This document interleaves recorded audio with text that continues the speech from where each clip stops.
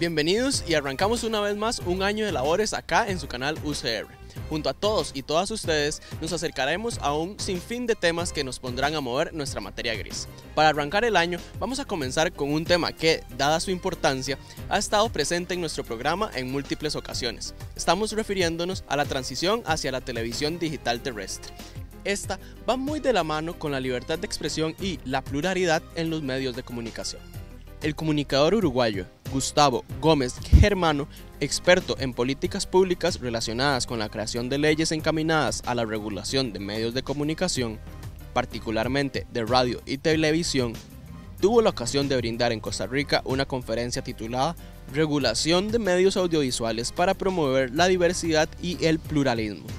En la próxima media hora veremos lo mejor de esta conferencia, pues consideramos que su contenido es muy valioso de cara a la transición a la televisión digital terrestre, la cual nos llegará de forma abierta y gratuita a través del espectro radioeléctrico.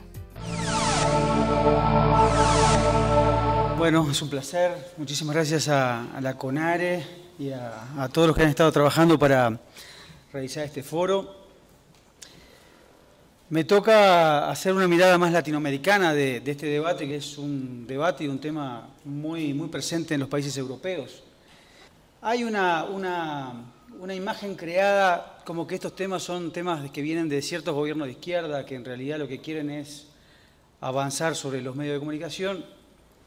Efectivamente tenemos un par de malas experiencias en América Latina, pero eso ha servido fundamentalmente para las cámaras empresariales para colocar la idea de que toda regulación es censura, toda regulación es mordaza y que la regulación en realidad es un esfuerzo de ciertos grupos antidemocráticos momentáneamente en el gobierno que quieren hacer algo que acá nunca se hizo.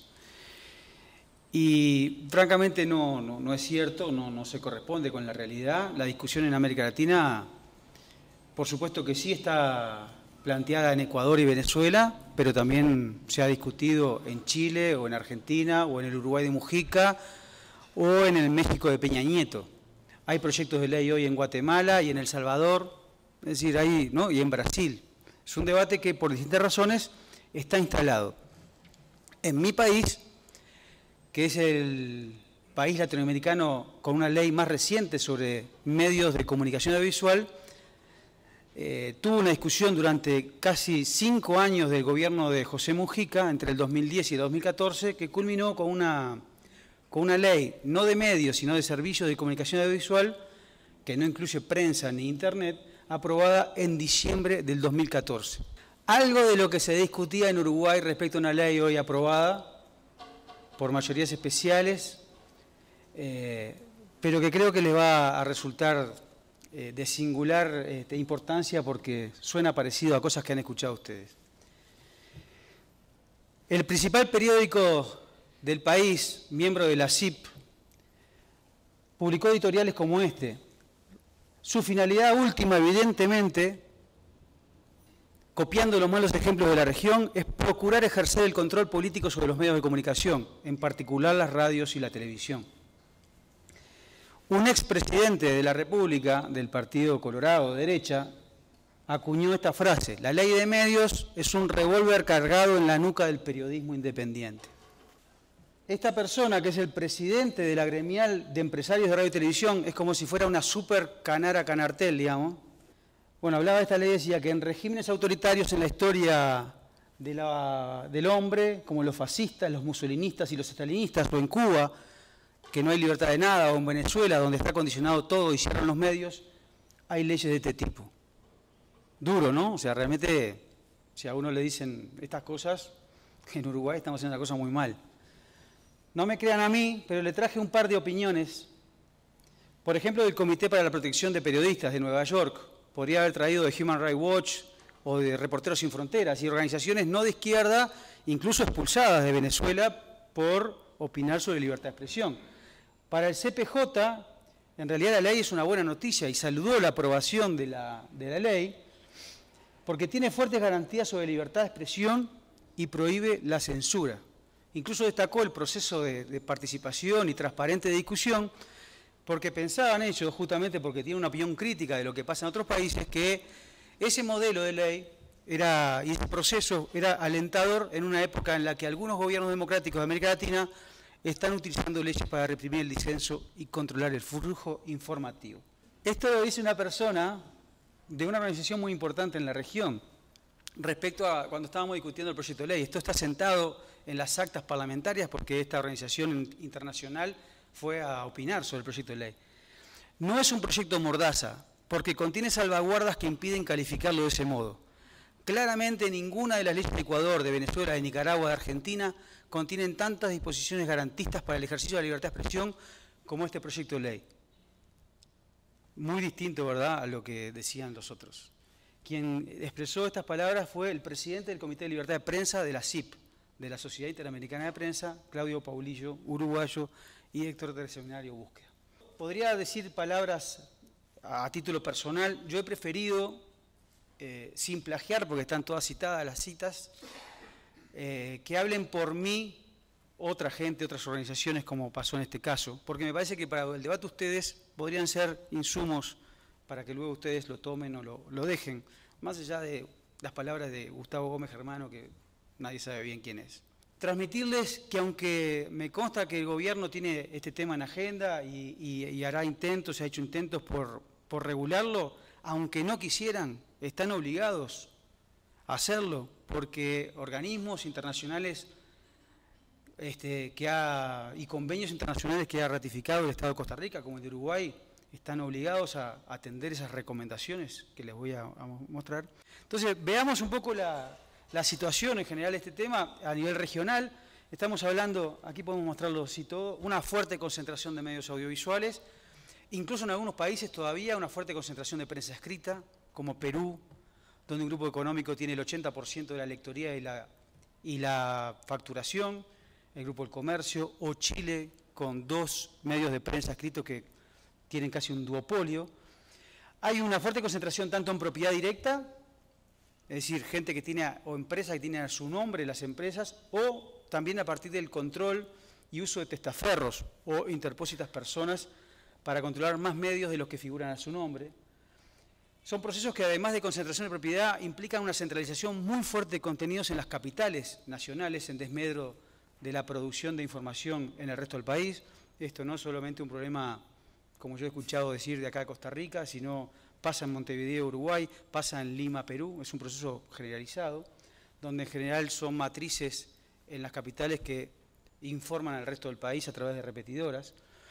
Una tendencia creciente a la extranjerización, tanto de empresas del propio sector audiovisual como a partir de la entrada al mercado de la televisión de nuevos actores globales, como son las empresas de telecomunicaciones, que han venido a la televisión a quedarse y son iniciativas con mucho más capital y peso que incluso los actuales dominadores del mercado de televisión nacional. Fenómenos que además incluyen la propiedad cruzada, propiedad entre medios, entre gente que tiene radio y televisión, o que tiene medios de televisión y licencias de datos o de telefonía, y también creciente presencia de empresarios que están presentes en la televisión o en los medios, pero que además son dueños de bancos, de latifundios ganaderos, es decir, donde se confunde de qué intereses o qué uso está haciendo esos medios, producto de una relación que por lo menos genera tentaciones que no deberíamos permitir en el sistema de medios. En materia de regulación, cuando la hay, regulación me refiero a anticoncentración, cuando la hay, ha demostrado ser ineficaz, o incluso, no lo puse ahí, pero ha promovido y ha facilitado la concentración. El caso de la subasta económica como único criterio para el acceso a la frecuencia de radio y televisión, como hay en Centroamérica, claramente favorece al que tiene más poder, porque si el que tiene la oferta económica más alta es el único que puede hablar y tener licencias, obviamente esa regulación, ese marco regulatorio, que es transparente, que es público, que es abierto, termina favoreciendo a la concentración. Poca o nula transparencia sobre la propiedad de los titulares de los medios y una debilidad generalizada de los reguladores, tanto por presupuesto como por capacidad sancionatoria, para controlar y sancionar los abusos de esa regulación, aunque sea débil. De hecho, UNESCO ha presentado en el año 2014 un informe que se llama Tendencias sobre libertad de expresión y desarrollo de medios. La UNESCO coincide en que existe una propiedad concentrada de medios y que en particular en América Central el nivel de la concentración en la propiedad de medios es realmente elevado.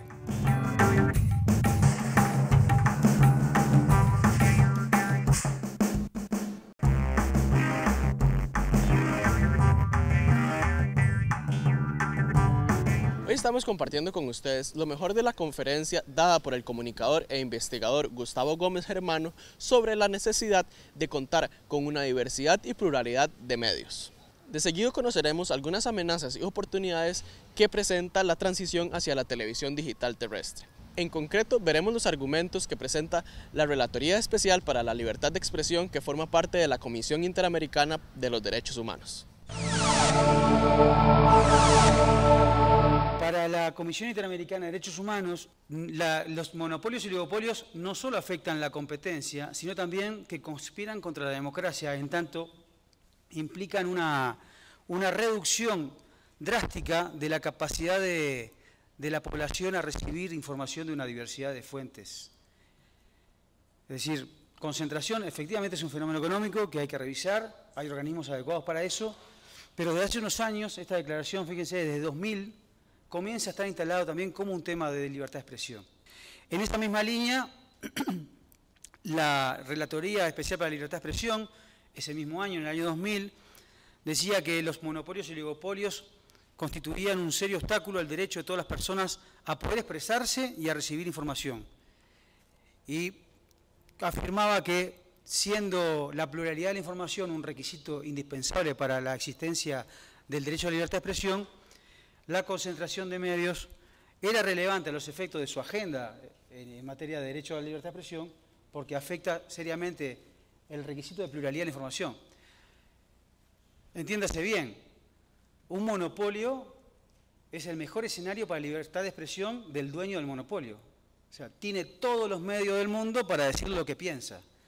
Pero si además, a su vez, la población no tiene derecho a recibir información de una diversidad de fuentes, no hay libertad de expresión en ese país, aunque pueda afectarse la libertad de expresión del dueño del monopolio.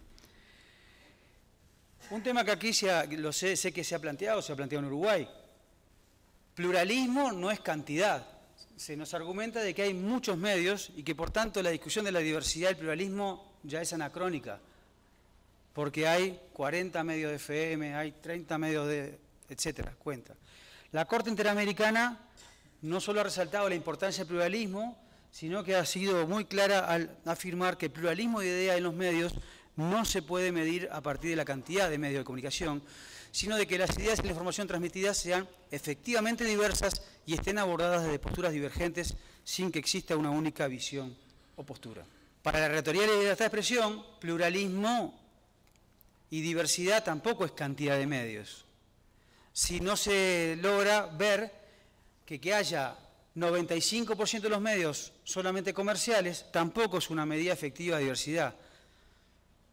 Una diversidad en un sistema de medios debería incorporar el reconocimiento de también otros tipos de propiedad de naturaleza, como son, por ejemplo, los medios comunitarios y los medios públicos. Si bien en temas de contenido informativo el Estado no se debe meter, en materia de pluralidad no hay forma de no meterse y además está obligado. La pluralidad de medios o informativa constituye una efectiva garantía de la libertad de expresión. Es decir, no puede haber un país que se precie de tener libertad de expresión plena si no hay también pluralidad de medios, existiendo un deber del Estado de proteger y garantizar este supuesto en virtud del artículo 1.1 de la Convención Americana o Pacto de San José. Pero fíjese también esto, porque uno puede decir, bueno, está bien, que no haya monopolios públicos, porque si hablamos de restricción a monopolios privados, también vale para medios públicos. Pero habla también de otros factores que no son el Estado, que pueden censurar y pueden afectar la libertad de expresión. Habla de los privados. El artículo 13.3 de la Convención impone al Estado obligaciones de garantía, decíamos, aún en el ámbito de las relaciones entre particulares, pues no solo abarca restricciones gubernamentales indirectas, este artículo y este inciso, sino también controles particulares que produzcan el mismo resultado. Es decir, no solo los Estados pueden generar obstáculos para el ejercicio de la libertad de expresión, sino también los particulares. Y en este caso estamos hablando de los dueños de los medios de comunicación concentrados. La Corte Interamericana no solamente constata la importancia y la relevancia de estos actores privados en el ejercicio de la libertad de expresión, sino que dice que el Estado puede actuar para proteger el derecho de la población a la información, en tanto la libertad de expresión de los dueños de los medios, sobre todo en estos casos, no es un derecho absoluto y puede estar sujeta a restricciones, en particular cuando interfiere con otros derechos garantizados por la Convención. Y noten esta redacción y este contenido de la siguiente imagen. En estos términos, se puede explicar la protección de los derechos humanos de quien enfrenta el poder de los medios, que deben ejercer con responsabilidad la función social que desarrollan y el esfuerzo por asegurar condiciones estructurales que permitan la expresión equitativa de las ideas. No puede haber libertad de expresión si no hay igualdad de oportunidades para acceder a los medios que nos permiten expresarnos. Es decir, este concepto hace tal vez 30 años, 40 años, o cuando inició todo el debate por la libertad de expresión, estaba muy centrado en la libertad individual de quienes eran propietarios de medios. Luego incluso de los periodistas, que también tienen medios. En una visión más bien unilateral.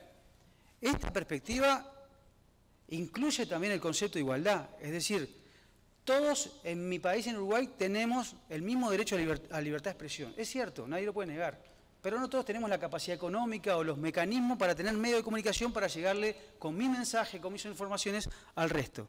Entonces, este vínculo entre libertad e igualdad y libertad y condiciones estructurales para acceder al pleno ejercicio de ese derecho, tanto para expresarse como para el que escucha, es una novedad. Es parte más bien del discurso de derecho a la comunicación que de libertad de expresión, pero ven cómo de alguna manera esos conceptos se van acercando.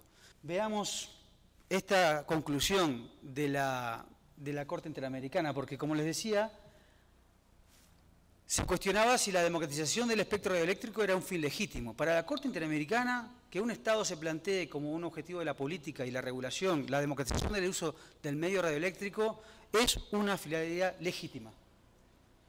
Pero va más allá y dice que, dada la importancia que tiene el pluralismo en una sociedad democrática, considera que la protección del pluralismo es no solamente un fin legítimo, sino además imperioso. Contundente, ¿no?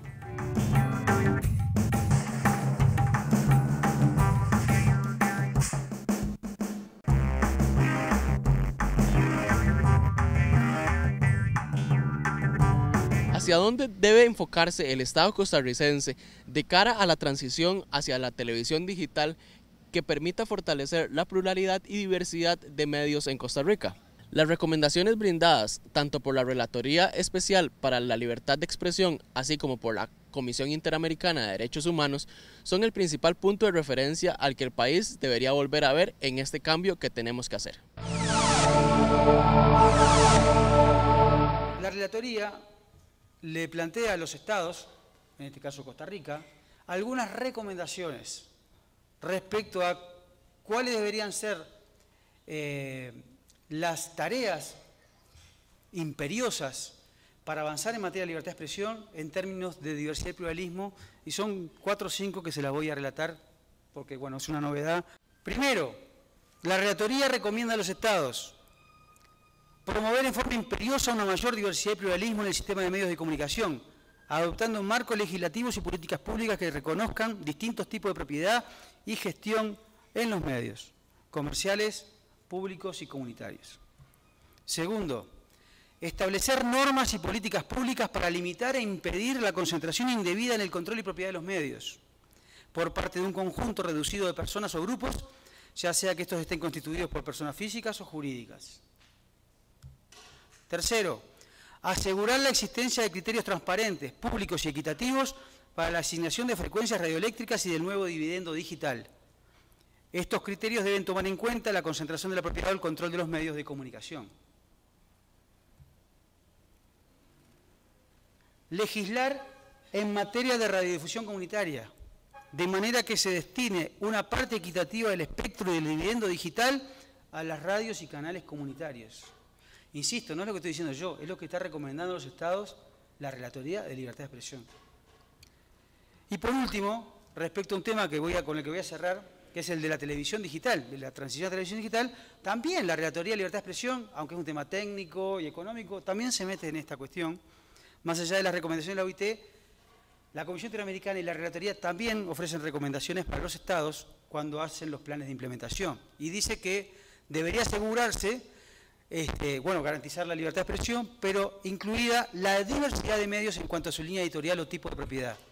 La transición a la televisión digital es una oportunidad para limitar la concentración de medios y promover una mayor diversidad y pluralismo en la radiodifusión.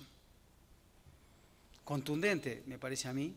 Yo, por supuesto, comparto, pero tal vez la novedad para ustedes es que esto venga del mundo de la libertad de expresión y que venga de un organismo internacional. Si bien no tenemos la obligación de hacerle caso, tenemos que escucharlo, pero el peso político que tiene son, a mi juicio, muy importantes.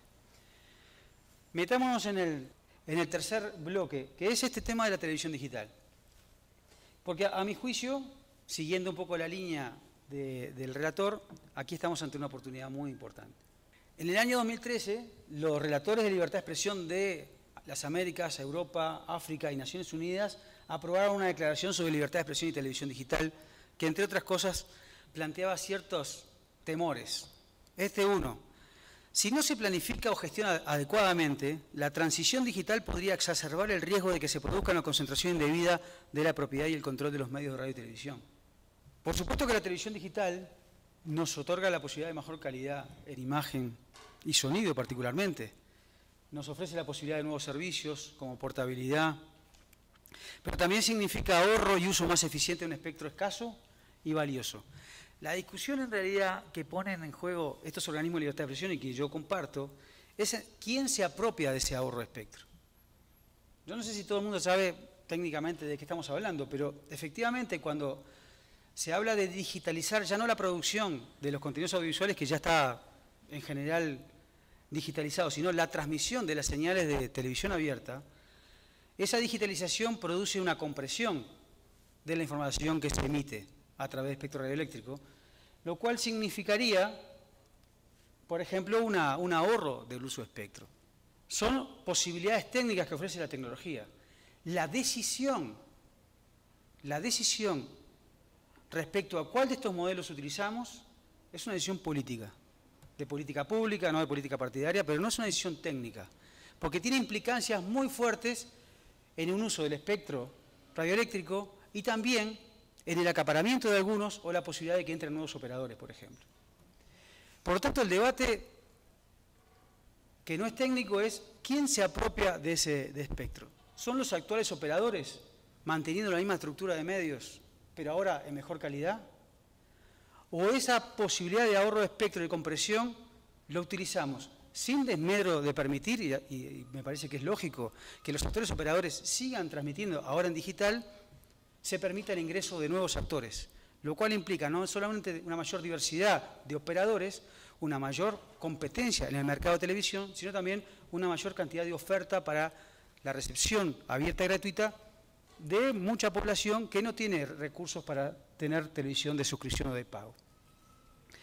En términos de los relatores de libertad de expresión, la pregunta es, ¿para qué la digitalización? ¿La podemos aprovechar para regular, democratizando y diversificando la oferta, o será más de lo mismo y una consolidación de la concentración de medios? La Relatoría de Libertad de Expresión, otra vez, no es la UIT, no es la CITEL, sino la Relatoría de Libertad de Expresión se mete en recomendaciones, estándares en materia de transición de la televisión digital. Y voy a nombrar 2 o 3 cosas que allí se manejan. Primero, para la Relatoría, uno de los objetivos del proceso de implementación de la televisión digital debería ser lograr un sistema de medios televisivos más diverso y plural que el existente con las tecnologías analógicas. Simple, pero claro. Que no sea más de lo mismo. Aprovechemos a que sea más diverso que lo que tenemos actualmente. ¿Cometimos errores en cómo tomamos el espectro hasta ahora? De aquí en adelante, que tenemos que otorgar nuevo espectro, hagamos las cosas distintas. No para volver atrás, no quitándole las frecuencias a los que están, sino hacia adelante oxigenar el mercado de la televisión. Y en ese sentido, la Relatoría le recomienda a los Estados evaluar las posibilidades de emisión derivadas del ahorro de espectro y el uso de los diversos dividendos digitales que se liberan al finalizar la transición, considerando este cambio tecnológico como una oportunidad para incrementar la diversidad de voces y habilitar el acceso de nuevos sectores de la población a los medios de comunicación. No solo habilitar el ingreso de nuevos operadores, sino también evitar más concentración. El primer objetivo que debería haber, por lo menos, es que los concentrados no sean más concentrados después de la transición a la televisión digital. Si además pudiéramos avanzar en una mayor diversidad, mejor. Pero lo primero es evitar que haya más concentración o que se consolide la concentración existente. Pero, sin duda alguna, una mayor diversidad aprovechando la televisión digital pasa por la apertura a nuevos operadores. La Relatoría piensa en eso y lo ha recomendado en sus estándares. La experiencia de Costa Rica, y acá no crean que me voy a atrever demasiado a decir lo que hay que hacer, pero yo francamente sí creo que hay un desafío por revisar la legislación en general. Sé que hay proyectos de ley que han habido y que los habrá para reformar el marco general, pero ustedes tienen hoy una oportunidad muy clara a partir de la implementación de la televisión digital. Y yo creo que es una oportunidad muy valiosa que tal vez no se vuelva a repetir. Así que lo único que me atrevo a decirles es no pierdan la oportunidad. Muchas gracias.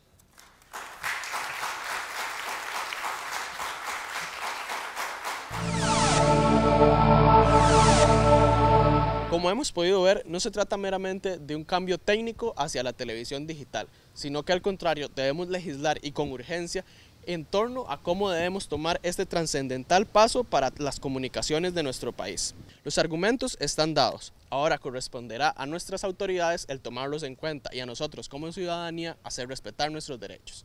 Esto ha sido todo por hoy, los invitamos a que nos sintonicen la próxima semana y que por ahora se mantenga en sintonía de Canal UCR, que somos Televisión con Sentido.